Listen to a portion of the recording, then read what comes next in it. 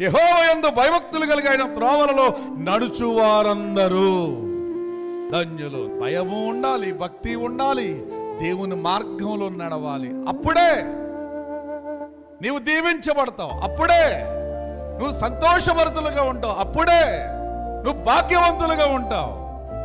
దానినే ధన్యత. ఎంత గొప్ప ధన్యత!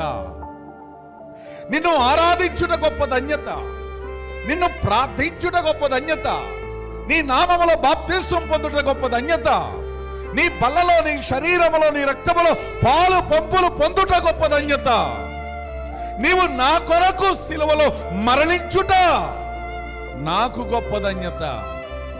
చూసారా ఎంత ధన్యత! ఎవరికి లేని ఆధిక్యత, ఎవరికి లేని ఆ కృప, ఎవరికి లేని ఆ ప్రేమ యేసయ్య మన పక్షంగా ఆయన చూపిస్తూనే ఉన్నాడు. అందుకే మనం సరిగ్గా ప్రార్థన చేసినా చేయకపోయినా, సరిగ్గా మోకాళ్ళు వేసినా వెయ్యకపోయినా, సరిగ్గా మందిరానికి వచ్చినా రాకపోయినా, అప్పుడప్పుడు తింగర పనులు చేసినా చేయకపోయినా, దేవుని ప్రేమ మాత్రం ఎప్పుడు నీ మీద తగ్గలేదు.